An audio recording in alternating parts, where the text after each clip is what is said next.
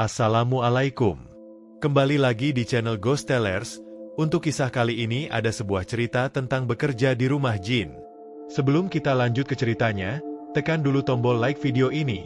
Jangan lupa juga klik tombol subscribe channel ini, dan nyalakan juga notifikasinya, agar tidak ketinggalan cerita menarik lainnya. Dan seperti apa untuk kisah kali ini, langsung saja kita masuk ke ceritanya. Di sebuah desa kecil yang asri, hiduplah seorang pemuda bernama Teguh. Teguh adalah anak sulung dari 3 bersaudara yang hidup dalam kesederhanaan bersama orang tuanya. Setelah lulus SMP, Teguh merasa bingung karena tidak ada biaya untuk melanjutkan sekolah ke jenjang yang lebih tinggi. Ia menganggur di rumah, membantu orang tuanya dengan pekerjaan rumah dan ladang. Namun dalam hatinya ia merasa hampa dan ingin mencari jalan keluar dari keterbatasan hidup mereka. Suatu malam, saat duduk bersama keluarganya di depan rumah, Teguh memutuskan untuk mengutarakan keinginannya merantau ke Jawa Timur. "Bu, Pak, saya ingin mencoba mencari pekerjaan di Jawa Timur. Katanya di sana ada banyak peluang kerja," kata Teguh dengan suara penuh harap. Ibunya, yang sangat menyayangi Teguh, merasa cemas dan tidak setuju dengan keputusan itu. "Teguh, merantau itu tidak mudah. Ibu takut kamu menghadapi kesulitan di sana. Lagi pula, kita tidak punya cukup uang untuk bekalmu," jawab ibunya dengan nada khawatir. Namun, ayahnya yang bijaksana mencoba melihat sisi positif dari keinginan Teguh.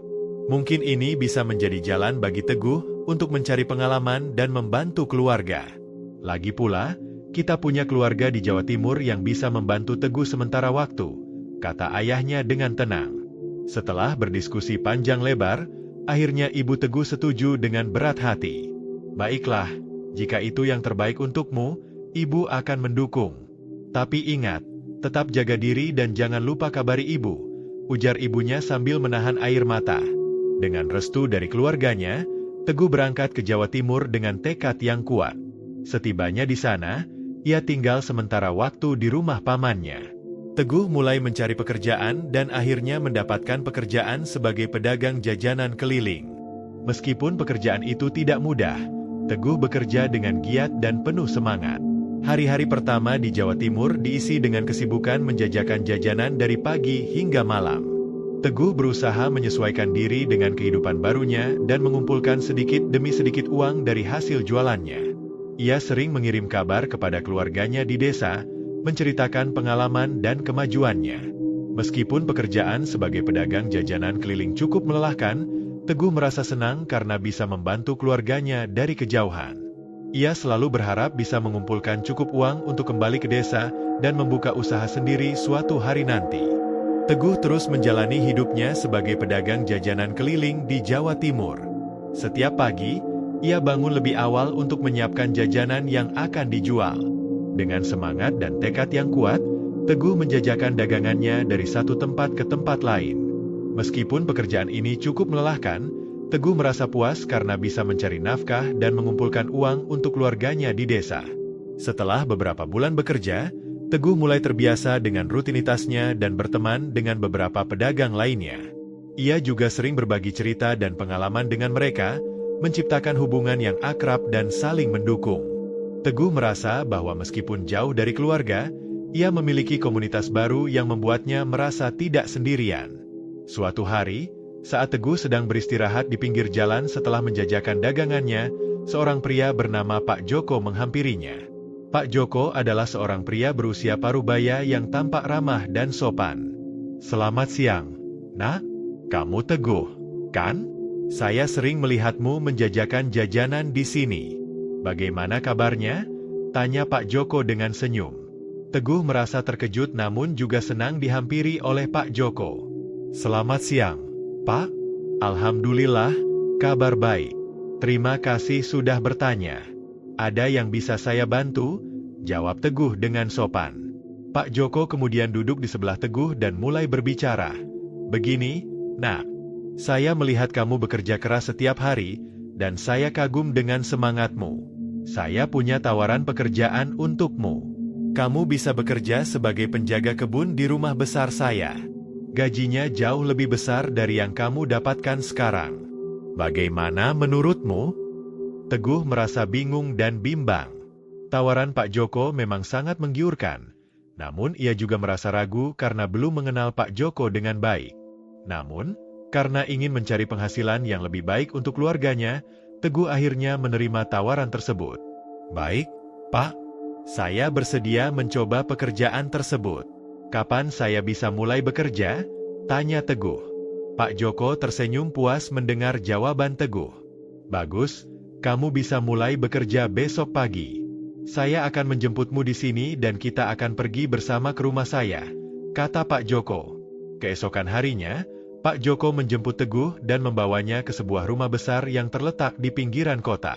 Rumah tersebut dikelilingi oleh kebun yang luas dan terawat dengan baik. Teguh merasa terkesan dengan keindahan dan kemewahan rumah tersebut.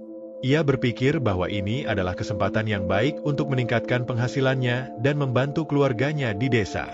Namun, seiring berjalannya waktu, Teguh mulai merasakan keanehan di rumah tersebut. Ia tidak diizinkan keluar dari rumah, kecuali untuk urusan pekerjaan di kebun. Teguh merasa semakin tertekan dan tidak nyaman.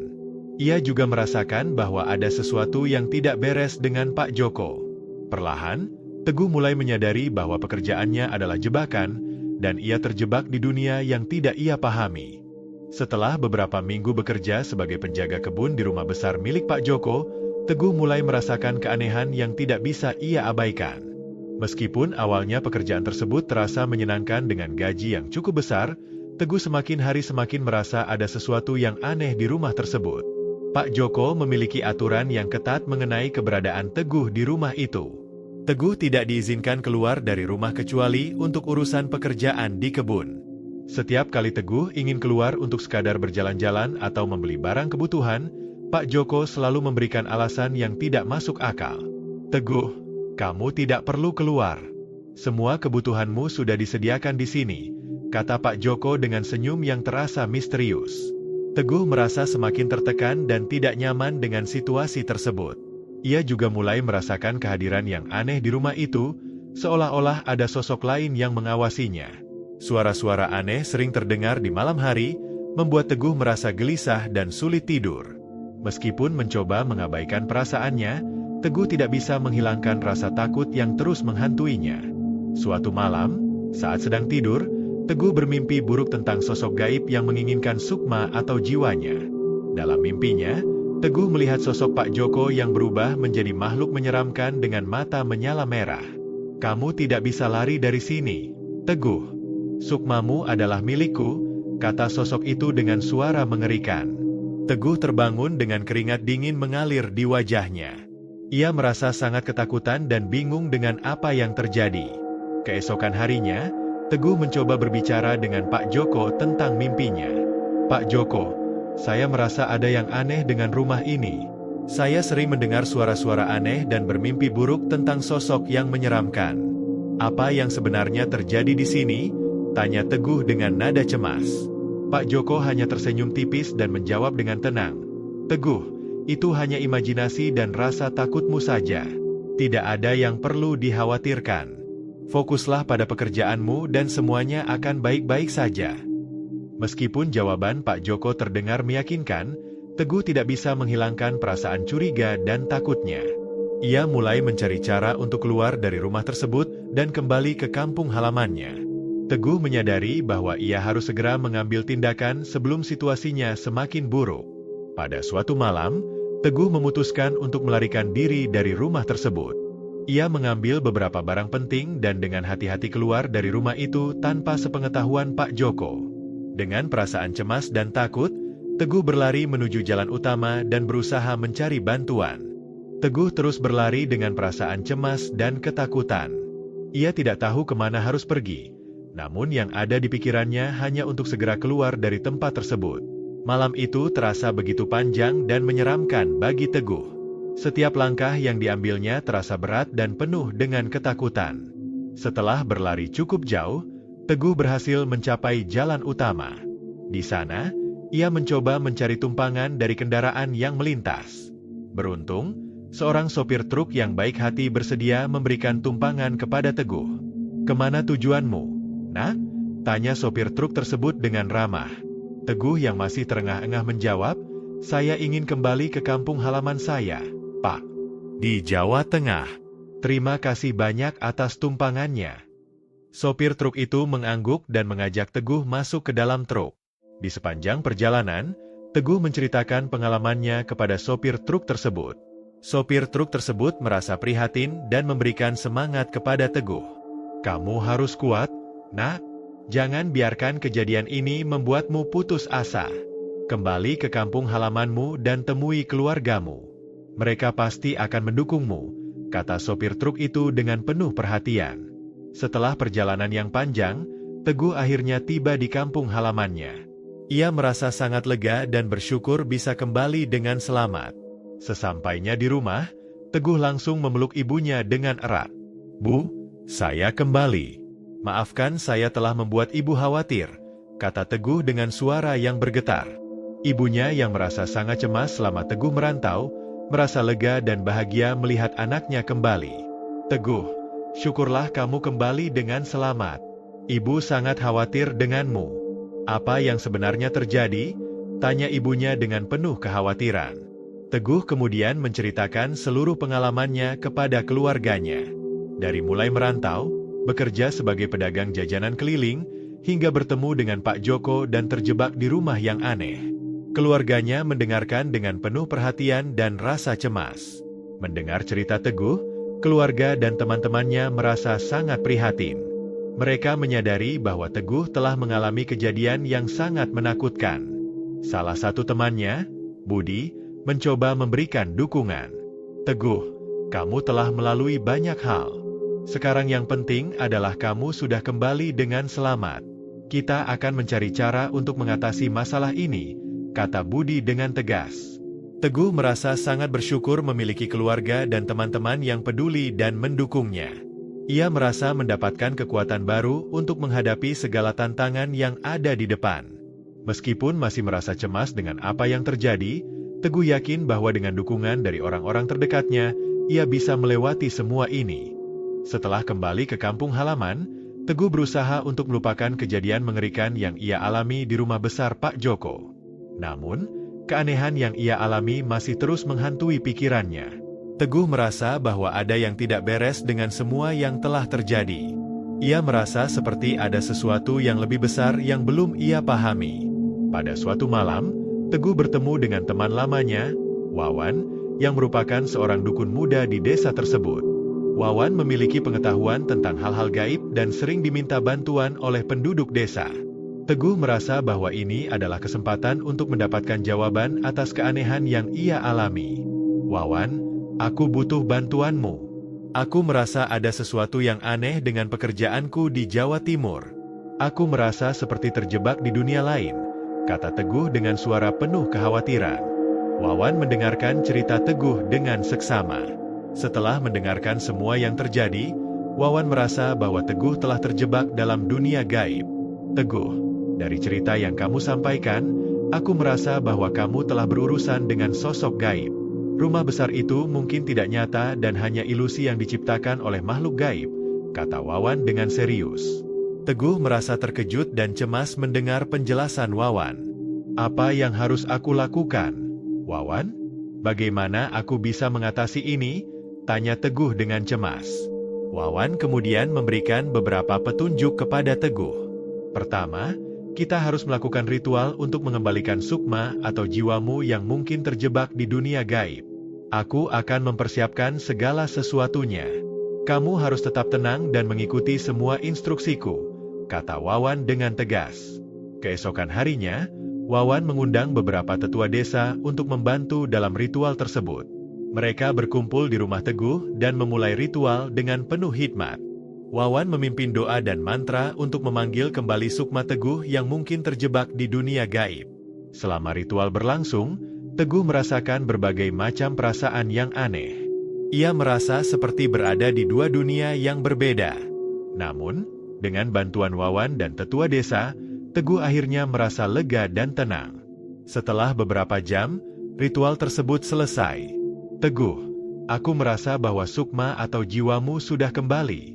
Sekarang kamu harus lebih berhati-hati dan menjaga dirimu dari hal-hal yang tidak nyata, kata Wawan dengan lembut. Teguh merasa bersyukur atas bantuan dan dukungan dari Wawan serta tetua desa. Ia menyadari bahwa kejadian yang ia alami adalah peringatan untuk lebih berhati-hati dalam mengambil keputusan. Teguh bertekad untuk tidak mengulangi kesalahan yang sama dan berusaha untuk mencari pekerjaan yang lebih aman di dekat keluarganya. Setelah menjalani ritual yang dipimpin oleh Wawan dan para tetua desa, Teguh merasa lebih tenang dan lega. Namun, keanehan yang ia alami masih terus menghantui pikirannya. Teguh berusaha menjalani kehidupannya seperti biasa, namun bayangan tentang dunia gaib yang pernah menjebaknya selalu menghantui pikirannya.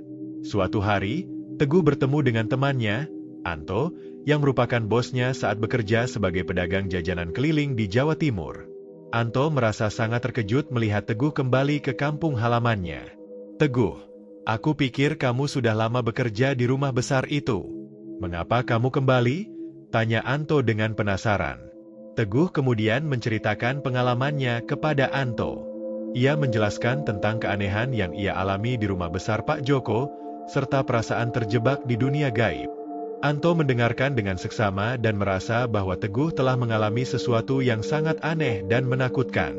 "Aku pernah mendengar cerita tentang orang-orang yang terjebak di dunia gaib. Mereka merasa seperti hidup di dunia nyata, padahal sebenarnya mereka berada di dimensi lain. Kejanggalan seperti rumah yang tidak ada, uang yang berubah menjadi daun sukun, dan waktu yang tidak sesuai adalah tanda-tanda bahwa kamu hanya berada di dunia gaib selama 3 hari. Meskipun kamu merasa sudah bekerja selama 5 bulan, kata Anto dengan serius. Teguh merasa terkejut dan cemas mendengar penjelasan Anto. Ia baru menyadari bahwa kejadian yang ia alami adalah sesuatu yang sangat luar biasa dan sulit dijelaskan dengan akal sehat. "Lalu, apa yang harus aku lakukan sekarang, Anto? Bagaimana aku bisa benar-benar terbebas dari pengaruh dunia gaib itu?" tanya Teguh dengan cemas. Anto kemudian memberikan beberapa saran kepada Teguh. Pertama, kamu harus menjaga diri dari hal-hal yang tidak nyata. Jangan mudah tergiur dengan tawaran pekerjaan yang terlalu menggiurkan. Selalu berpikir 2 kali sebelum mengambil keputusan. Kedua, kamu harus lebih mendekatkan diri kepada Tuhan dan meminta perlindungannya. Doa dan ibadah adalah cara terbaik untuk melindungi diri dari pengaruh gaib, kata Anto dengan bijaksana. Teguh merasa bersyukur atas nasihat dan dukungan dari Anto. Ia bertekad untuk lebih berhati-hati dalam mengambil keputusan dan selalu meminta perlindungan dari Tuhan. Teguh juga berusaha untuk menjalani kehidupan yang lebih tenang dan penuh kebijaksanaan. Hari-hari berlalu, dan Teguh mulai merasakan perubahan dalam dirinya. Ia merasa lebih tenang dan mampu menghadapi segala tantangan dengan penuh keberanian. Meskipun kejadian di dunia gaib masih menghantuinya, Teguh merasa bahwa ia telah belajar banyak dari pengalaman tersebut. Ia menyadari bahwa kehidupan ini penuh dengan misteri yang tidak selalu bisa dijelaskan dengan akal sehat. Setelah semua kejadian yang dialami, Teguh memutuskan untuk memulai kehidupan baru yang lebih tenang dan dekat dengan keluarganya. Ia bertekad untuk tidak lagi terjebak dalam hal-hal yang tidak nyata dan lebih berhati-hati dalam mengambil keputusan. Teguh merasa bahwa pengalaman yang ia alami adalah pelajaran berharga yang membuatnya lebih bijaksana dan matang. Dengan dukungan dari keluarga dan teman-temannya, Teguh mulai mencari pekerjaan yang lebih aman di desanya. Ia mendengar kabar bahwa ada sebuah pabrik kecil yang sedang membuka lowongan pekerjaan. Dengan semangat, Teguh melamar pekerjaan tersebut dan diterima sebagai pekerja di pabrik tersebut. Meskipun gaji yang diterima tidak sebesar yang ditawarkan oleh Pak Joko, Teguh merasa lebih tenang dan bahagia karena bisa bekerja di lingkungan yang aman dan dekat dengan keluarganya. Hari-hari di pabrik diisi dengan kesibukan yang positif. Teguh bekerja dengan giat dan penuh semangat, menunjukkan dedikasinya dalam setiap tugas yang diberikan. Rekan-rekan kerjanya merasa kagum dengan semangat dan ketekunan Teguh. Mereka sering mengajak Teguh untuk berbincang dan berbagi cerita, menciptakan hubungan yang akrab dan saling mendukung. Selain bekerja di pabrik, Teguh juga aktif dalam kegiatan sosial di desanya. Ia ikut bergabung dalam berbagai program pemberdayaan masyarakat, membantu mengajar anak-anak di desanya, dan memberikan dukungan kepada warga yang membutuhkan. Teguh merasa bahwa berbagi kebahagiaan dan cinta adalah cara terbaik untuk membangun komunitas yang harmonis. Pada suatu hari, Teguh bertemu dengan seorang gadis bernama Rina. Rina adalah seorang guru yang mengajar di sekolah dasar di desa tersebut. Mereka berkenalan melalui kegiatan sosial yang diadakan di desa. Teguh merasa tertarik dengan kecerdasan dan kebaikan hati Rina. Mereka sering menghabiskan waktu bersama, berbicara tentang banyak hal, dan saling mendukung dalam segala hal. Seiring berjalannya waktu, hubungan Teguh dan Rina semakin dekat. Mereka merasakan bahwa ada ikatan yang kuat di antara mereka. Teguh merasa bahwa Rina adalah sosok yang bisa mengerti dan mendukungnya dalam segala hal. Rina juga merasa bahwa Teguh adalah pria yang penuh tanggung jawab dan perhatian. Hubungan mereka berkembang dengan penuh cinta dan kebahagiaan. Setelah beberapa bulan menjalin hubungan, Teguh memutuskan untuk melamar Rina. Dengan hati yang berdebar, Teguh mengungkapkan perasaannya kepada Rina. Rina, aku merasa sangat beruntung telah mengenalmu. Kamu adalah sosok yang luar biasa dalam hidupku. Aku ingin menghabiskan sisa hidupku bersamamu. Maukah kamu menikah denganku? Tanya Teguh dengan penuh harap. Rina yang merasa sangat terharu dan bahagia mendengar lamaran Teguh, mengangguk dengan senyuman di wajahnya. Ya, Teguh, aku mau menikah denganmu. Aku juga merasa sangat beruntung telah mengenalmu dan bisa mencintaimu, jawab Rina dengan mata berbinar.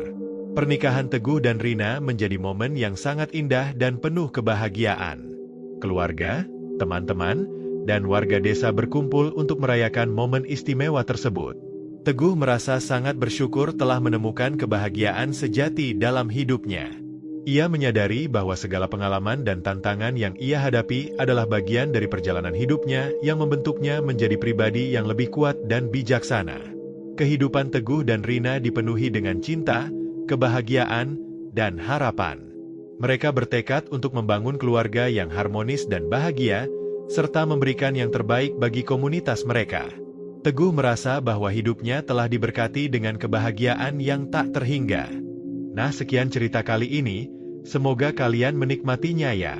Kalau mau berbagi cerita silakan kirim ke email, dan apabila ada kritik dan saran bisa ketik di kolom komentar. Jangan lupa subscribe. Terima kasih.